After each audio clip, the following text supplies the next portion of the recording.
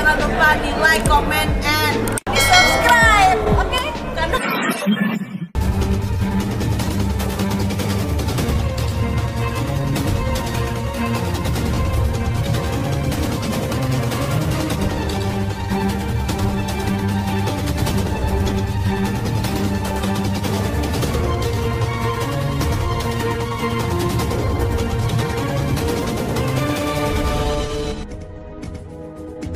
seorang ibu muda Andini Karisma Putri, yang sempat mengikuti program inseminasi di salah satu rumah sakit swasta melahirkan bayi kembar yang berjumlah 2 sekaligus.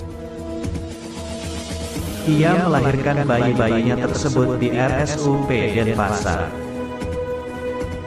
Andin ini bermula dari seorang ibu yang ingin memiliki keturunan sudah lama dan Andin ini mengikuti program inseminasi di sebuah RS swasta. Kemudian dari hasil inseminasi itu biasanya disertai dengan pemberian obat-obatan untuk penyubur agar sel telurnya banyak. Kemudian baru sperma dibantu masuk hingga ke rahim, kata Dr. Putra, dokter yang menangani proses persalinan kembar 2, Kamis, tanggal 3 Februari tahun 2022. Dia mengatakan, di luar dugaan dan mungkin karena efek dari obat penyubur, sel telur yang dihasilkan terlalu banyak sehingga terjadi kehamilan kembar 2. Kemudian Andin tersebut pun dirujuk ke RSUP karena sudah diprediksi akan lahir prematur. Ketika di dalam kandungan, anak bayi sampai kembar berjumlah 2. Perut Andin akan mengalami kembar distensi atau kondisi perut terlalu besar sehingga cenderung terjadi lahir prematur. Dan karena di RS swasta mungkin nicunya tidak terpenuhi maka dirujuk ke RSUP. Kebetulan saya sebagai dokter yang menangani. Jadi saya dari Aware Turtle sudah terlibat, diantaranya melakukan USG. Jadi dari awal kami jumpai kehamilan dengan berat bayi kurang lebih sama keduanya. Perkembangannya bagus sesuai dengan umurnya. Jenis kelaminnya 1 laki-laki dan 1 perempuan, katanya. Sehari sebelum operasi Andin bayi kembar 2 tersebut sempat kontrol ke poliklinik RSUP. Dan pada saat itu usia kehamilannya sudah memasuki 31 minggu lebih 6 hari. Pihak RSUP Sangla pun sudah bersiap pada waktu itu untuk melakukan prosedur operasi pada umur kehamilan antara 34 sampai 35 minggu. Selain itu mempersiapkan bagian-bagian lain, seperti dokter anak, dokter anestesi, dan dokter NICU. Kami sudah bantu dengan obat-obatan pematangan paru-paru karena di bawah umur 34 minggu paru-paru itu tidak bekerja dengan baik. Kami bantu dengan obat, itu sudah diberikan. Dan kemudian di luar dugaan sebelum 34 minggu dia tiba-tiba sudah terjadi persalinan dan pecah ketuban. Jadi sudah diperiksa ada pembukaan sekitar 4 cm. Dan tidak mungkin kita tunda lagi, apalagi sudah pecah ketuban.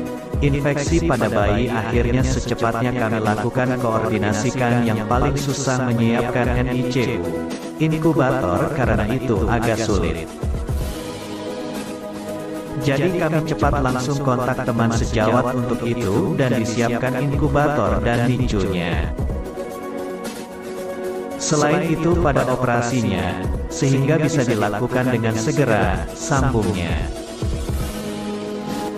Dia menjelaskan, dalam pelaksanaan operasi tidak ada kesulitan berarti.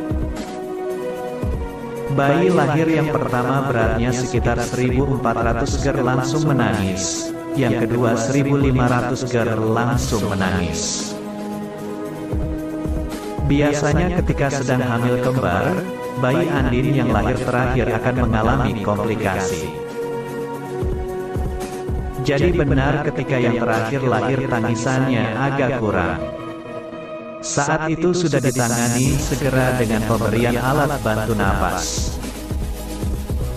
Perkembangan terakhir, sempat kontak dengan dokter yang merawat, jadi bayi yang ke-1 masih menggunakan alat bantu napas, yang kedua kondisinya agak kurang bagus. Masih memakai ventilator karena ada pneumotoraks. Ini wajar karena komplikasi akibat prematur. Jadi prematur ini selalu ada problem pernapasan. Yang komplikasi bayi perempuan yang lahir terakhir, ujarnya Arya Saloka. Permasalahan pada bayi Andin tersebut hanya pada pernapasan saja. Masih dirawat dengan menggunakan inkubator.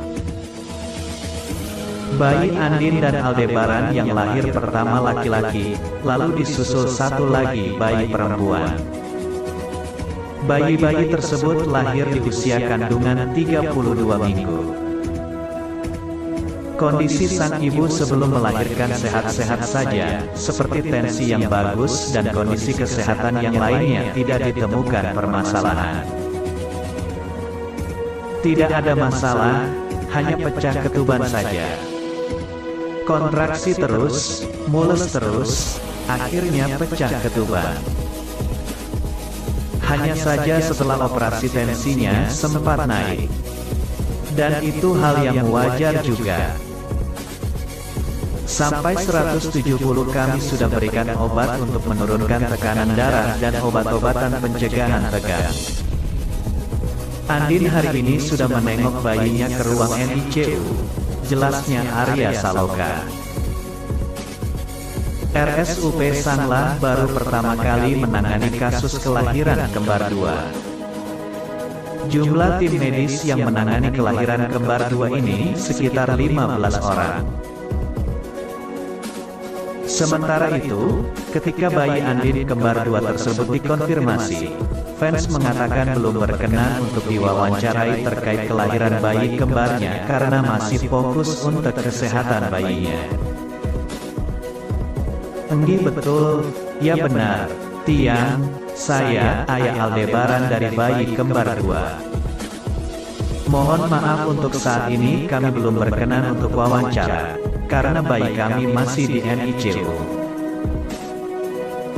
Kami harus fokus ke kesehatan bayi kami terlebih dahulu. Kami bersedia untuk melakukan wawancara bila bayi kami sudah pulang dari rumah sakit. Terima kasih. Tutupnya Arya Saloka.